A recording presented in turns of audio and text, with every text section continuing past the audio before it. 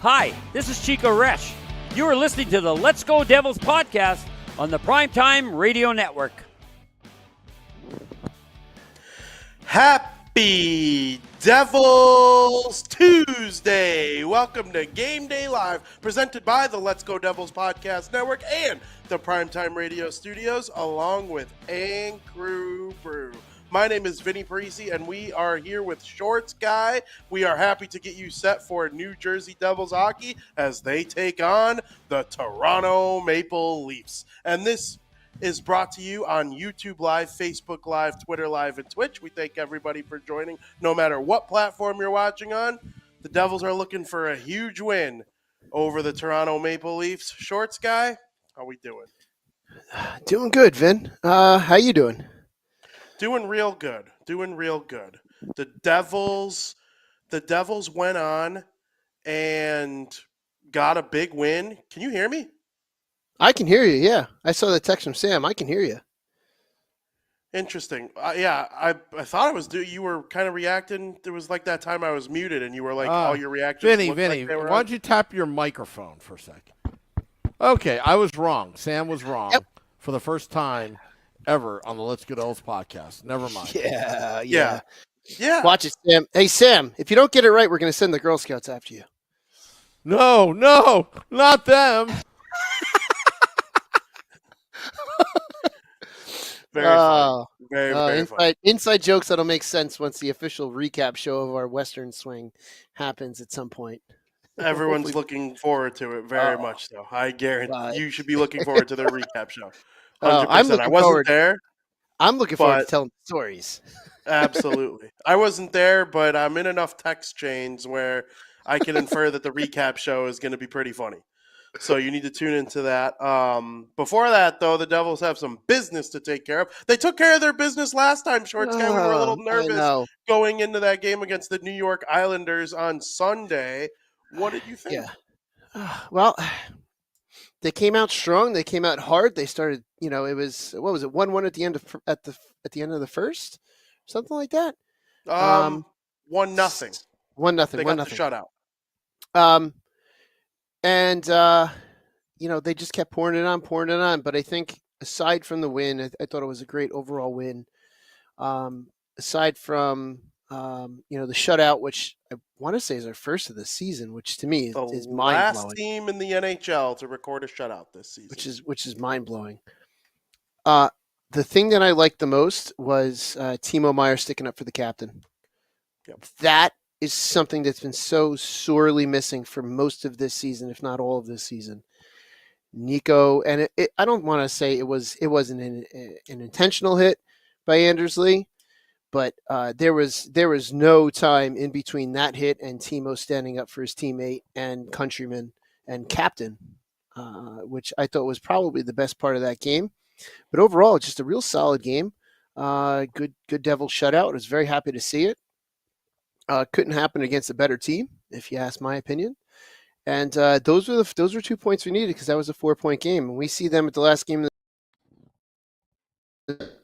That game on April 15th is going to mean so much more than I think we realize right now. Absolutely. It looms large. I love what Timo Meier's doing right now. I mean, no NHL player has more goals in the month of March. Sticks up for his captain, always throwing big hits, hanging out in front of the net. He can drive play, which is obviously a thing for a scoring winger. Some can, some can't. Timo Meier can. I think it's better when he's not the one driving play. I think you want him going to the front of the net, creating space. Guys like, Jack Hughes and Nico Hischier are there to drive play. But, it's good to have Timo Meier going the way that he's going, and he just contributed in all aspects of the game on Sunday. Yeah, absolutely. So it's they need to replicate that performance, and that was a team, a little bit above them in the standings. And today is another team that's above them in the standings, and we've tended to fare much better. I mean, even though we lost to Vegas. Aside from Sam Wu almost getting run out of town by the Girl Scouts on that St. Patrick's Day game, the Devils tend to do pretty good against teams that are above them, teams that have a little bit more structure. So I'm kind of hoping for something similar tonight. They need to. Toronto is ahead of them in. I mean, I know we're different divisions, but if Tampa starts doing well, Toronto could potentially, drop into that. I got to look at the standings before I even say anything. But is it possible that Toronto could drop to that wild card spot? I have to look at the standings. I haven't looked at them It at all is today. possible. They have Okay. a 4-point. They have a 4-point lead with 10. They have 12 games left, and the Lightning have 11. Okay. If I had to guess, I'm not a math guy, Mhm. but if I had to guess, it's probably like the magic number is probably like 5. Yes. If I Okay. had to So it is. guess. So it is possible that Toronto Yes. could drop that out of the wild card spot. So these are good games to have because that could be. I mean, this is our season series with Toronto in the next 3 weeks. So these could have these 3 games against them, and the 2 come in the home and away that second week of April. I mean, you're looking at games that could potentially be tiebreakers. I mean, I know we're shooting a little bit ahead, but and every game's important, but these games in particular, I mean, Toronto, we could actually do Tampa a favor tonight, and we will go if we get 2 points tonight, we vault up above the Islanders into 4th in the wild card standings, and then that makes us only 3 points out of that wild card, which is so wild. No pun intended there, but it's crazy. The problem is they're guaranteed to be at least 4 out by the end of the night because the Mm-hmm. Capitals and the Red Wings play each other. Okay. So that is a little bit of an issue. I prefer Detroit wins, Mm-hmm. but as long as the game doesn't become a 3-point game, we're okay. I think in Yeah. terms of that. So Can I whoever play wins devil's gets to win advocate? regulation. Yeah, No absolutely. pun intended on something here, Shorts guy. I'm genuinely Absolutely. curious your opinion. Okay. Top wild card spot gets the Rangers. Third in the Atlantic gets either the Bruins or the Panthers. Maybe Tampa Bay's comfortable in wild card 1. It's possible. It's possible. I know I wouldn't want the Rangers again due to the emotional letdown that we suffered For the after that Devils. series. For the Devils, yes, for the Devils. So, on Hockey on Tap last night, Schwim seemed pretty confident with whoever Tampa was going to play. Okay. So he was not really against playing anyone. And why wouldn't you be if you're a Lightning fan, right? Like, yeah, I know. It's they've had just an overwhelming success over the last couple of years, and their day is going to come that at some point they're going to be absolutely bottom of the barrel terrible because they don't have any real good draft picks. I want to say that their cupboards are not really stocked with prospects. They're going to have to trade and buy.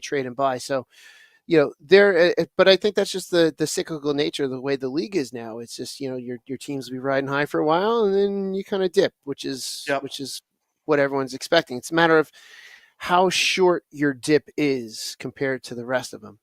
So, absolutely. The Penguins are like a year ahead of them on that. Yeah. Like a year or 2 ahead of them. They got rid of the cupboard full of prospects. They traded for whoever. They won a couple cups. Will it be as long as it's taken the Blackhawks, or will it be as long as it's taken the Kings? Because the Kings went through it too, but they rose up quickly again. So it's on Tampa to become more like the Kings than the Hawks. Yeah, look at our fall from grace. Stanley Cup Finals in 2012, and we haven't done anything. With the exception of 2016, that one playoff series against Tampa, and then last year, 2018. Sorry. So it's not like we've had much measured success. Our dip was pretty deep. We bumped up, we went back down, we bumped up again, and we went back down again for this season. So, we're still in the midst of it too. Chicago, how long has Chicago's been? They made the weird bubble in 2020, and they were like one of the lower seeds in it, but they upset Edmonton, so they technically made the playoffs. But the last time they made the playoffs, like outright, I believe was the 16-17 season. So the year the Devils won the lottery, they made it that year and then hadn't since. Okay. Yeah, it's just what happens, and honestly, I don't think Tampa is really going to worry about who they play. Like I said, Schwem as a Tampa fan was, even though he could be mad his team is losing, or excuse me, he could be mad his team is winning 7-0. He can find That's something to fair. be mad about.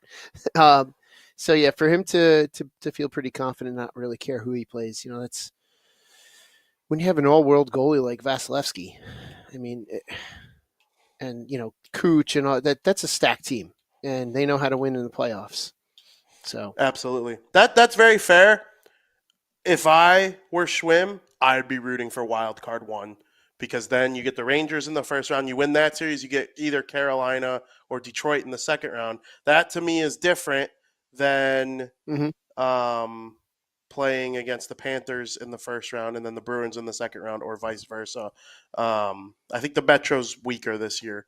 And if you're the Atlantic wildcard team that gets to sneak their way into the Metro region of the bracket, I think that's good for you. With the no reseeding that we haven't had in a long time, I think that would work in the Lightning's favor. But obviously, they're going to continue to try to win. They want the third spot there. They'll tell you they want the Bruins, they want the Panthers. I kind of respect it. So maybe they don't. Maybe because they have the league's leading scorer, or one of the league's leading scorers, and one of the best goalies ever, and Stamkos is playing, and they got Hedman, and Braden Point has been all world this year. He's going to reach 40 goals. He had 50 last year. He'll reach 40 again this year. Just all these all world players. It wouldn't shock me. But yeah, I would actually probably assume they are rooting for the Devils to get it done tonight. You bring up a couple of very valid points. You're persuading me, Shorts guy. Well, every now and then I can do that. You're very good at it. You're very good at it. You know your hockey.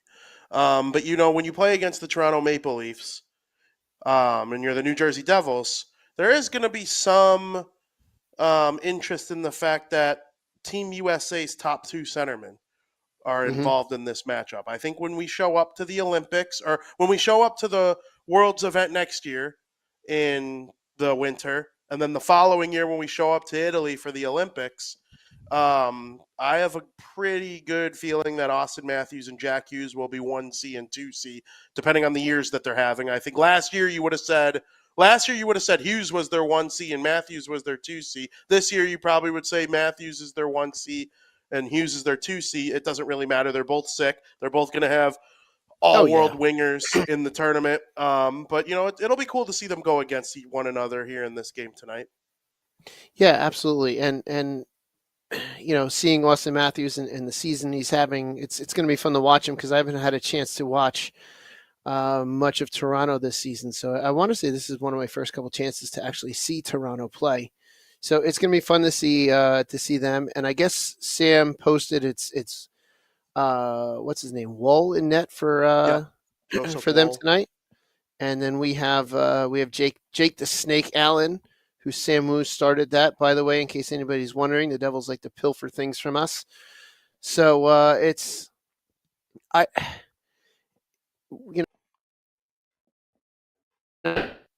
Woll did very well last year. Went into the playoffs. They ran up against a very hot Florida team, but I think we're seeing Jake Allen stepping up and trying to prove, maybe even potentially prove that he can be that legitimate 1B that he's projected to be next season. Maybe he's trying to solidify that position for himself.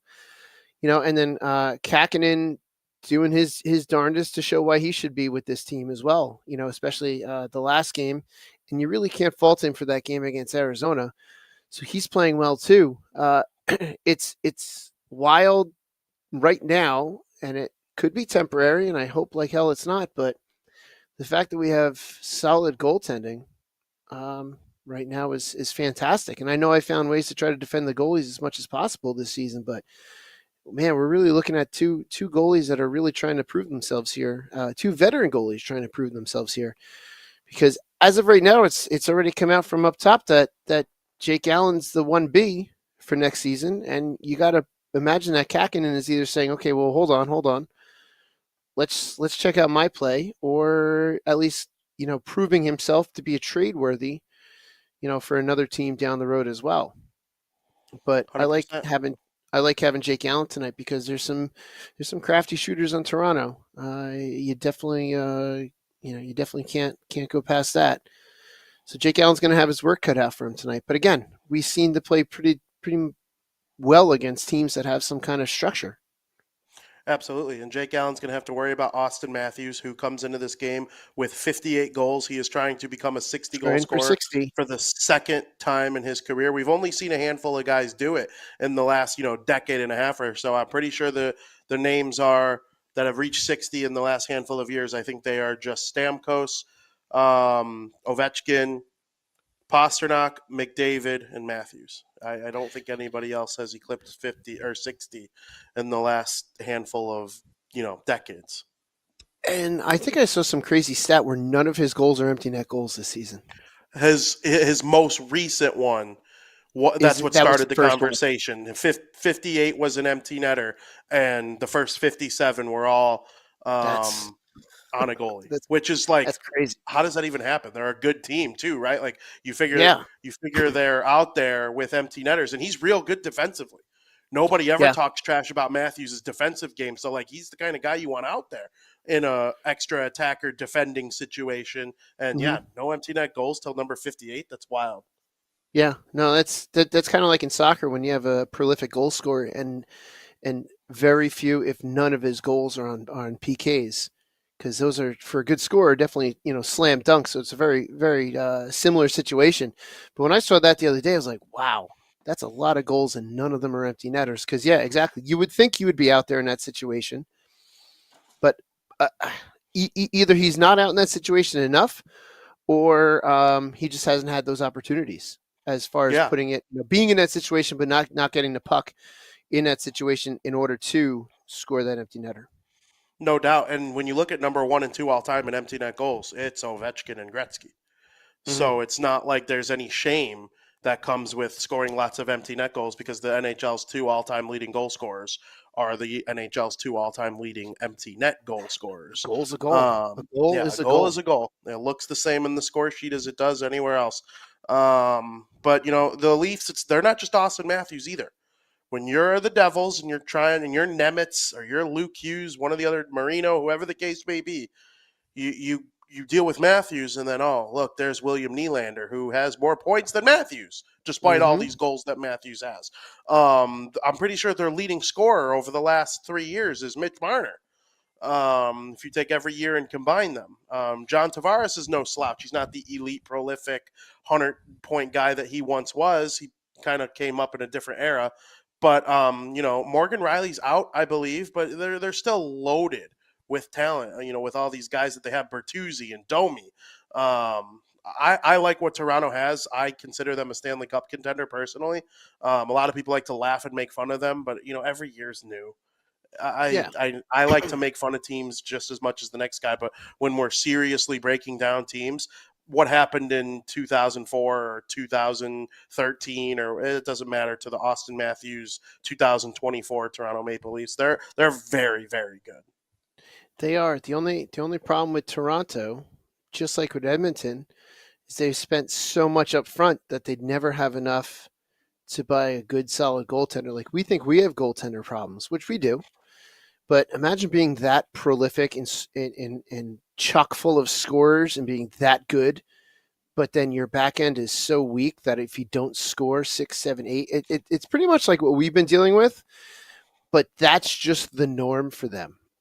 So it's not just us that are dealing with these goalie problems. Like Toronto and Edmonton, I think, are two of the prime suspects for having so much offensive talent. And then if you don't have a goalie, like I know that's Edmonton's getting play out of Skinner right now, and he's doing well.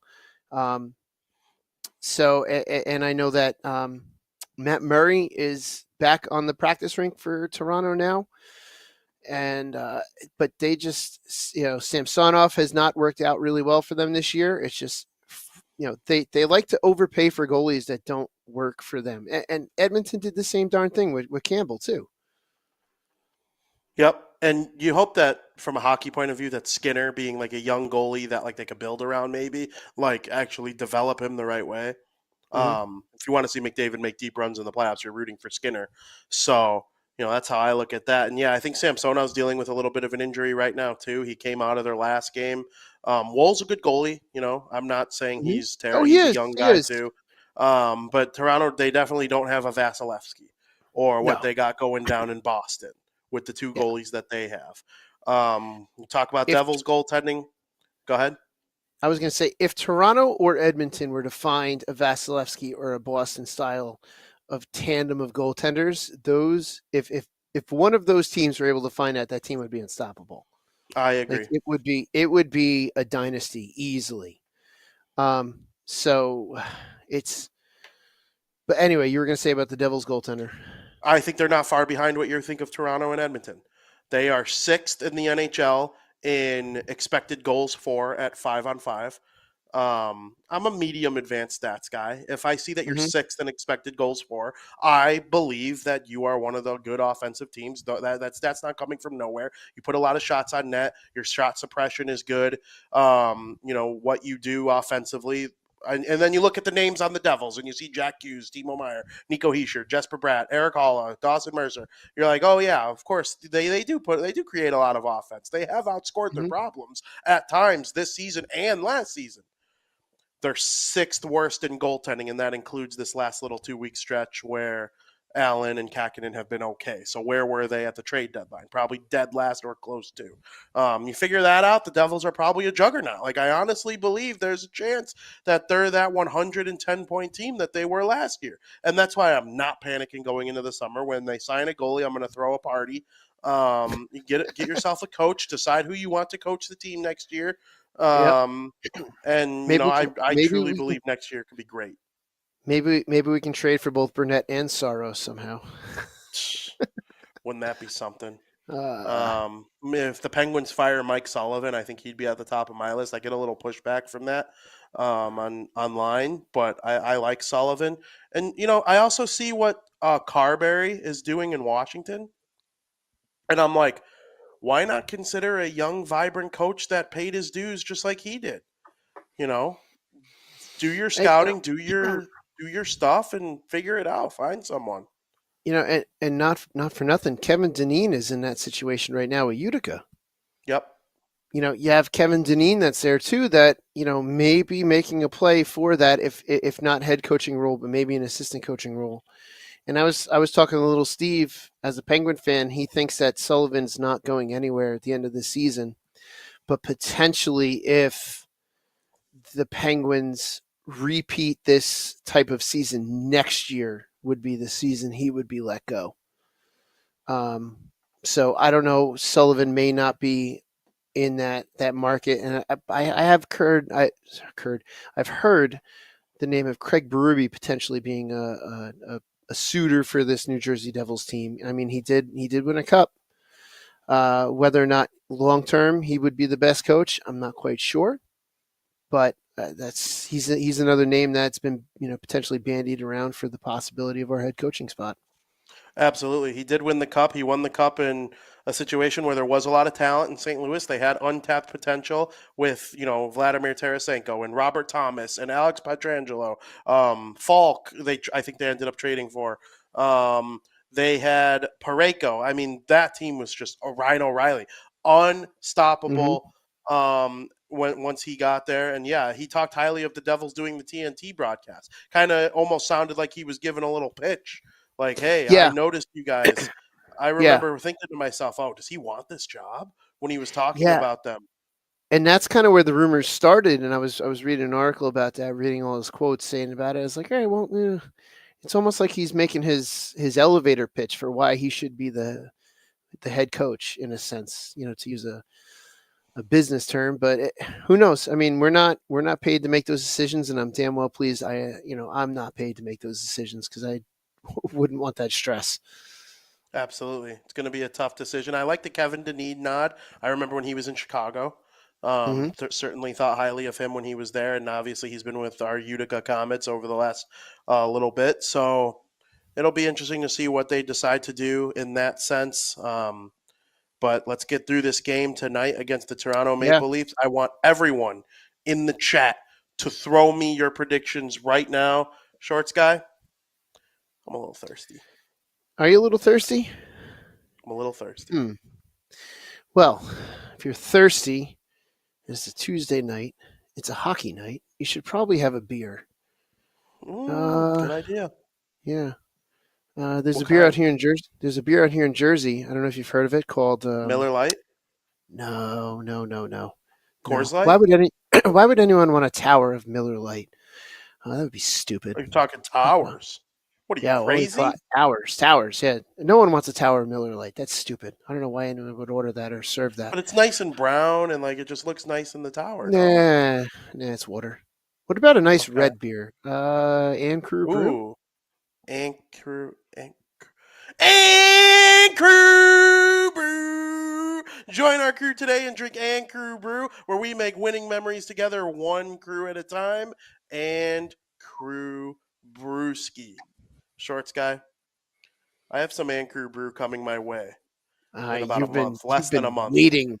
You've been waiting Yeah. for that. Yeah. I have You- family rolling in from Jersey to Chicago in less than a month, so I'm stoked to get my and crew brew. And I know you were very much a big fan of it when we were drinking it at both American Whiskey and Yep. in the parking lot. We dummied 2 towers, didn't we? I think we did. Between like 5 people, we dummied 2 towers. It's not like insanity. It's not like doing a cake between 5 people, but still, in the hour and a half, 2-hour time limit to kill 2 towers, with the people that we had there, that was awesome. Oh my god, Yeah. that was so fun. It's a good, easy, smooth drinking beer. That's why I like it. That's why a lot of our fans like it. And I'll be honest, everyone that tries it, I just like, here you go, try it. Let me know. And everyone's reaction is pretty much the same. Like, yeah, this is damn good. So I think red ales have like a bad name.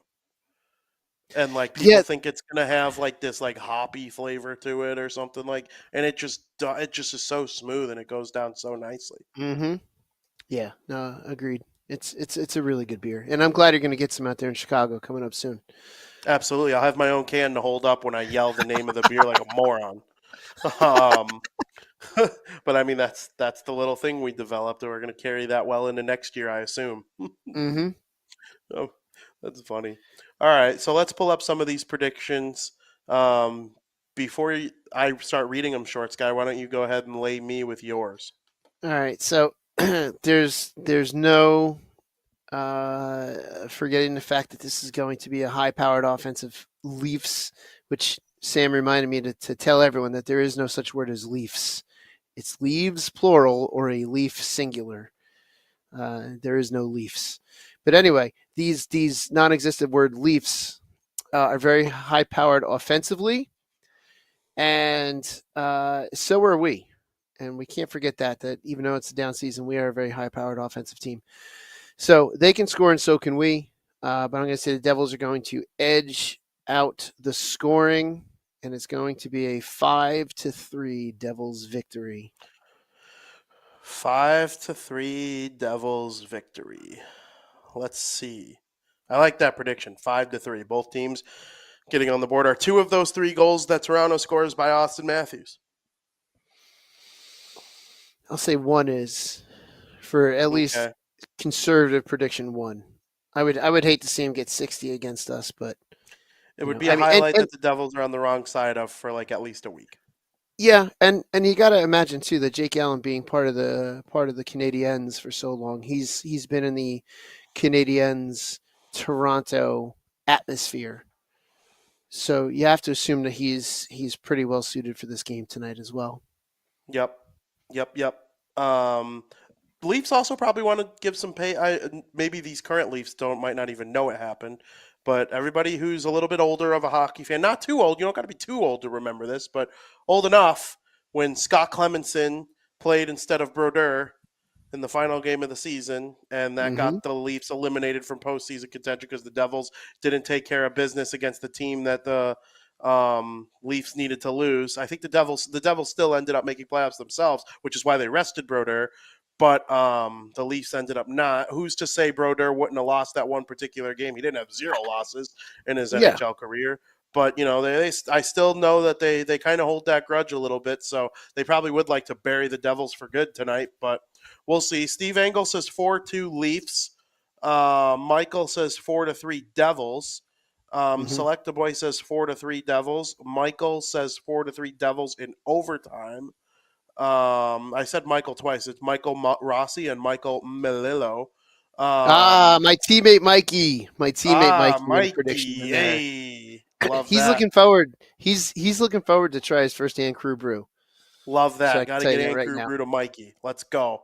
Zach says 5-4 Devils. Joseph says 5-2 Devils. Serve says 5-3 Devils. Joseph says 3-2 Devils in overtime.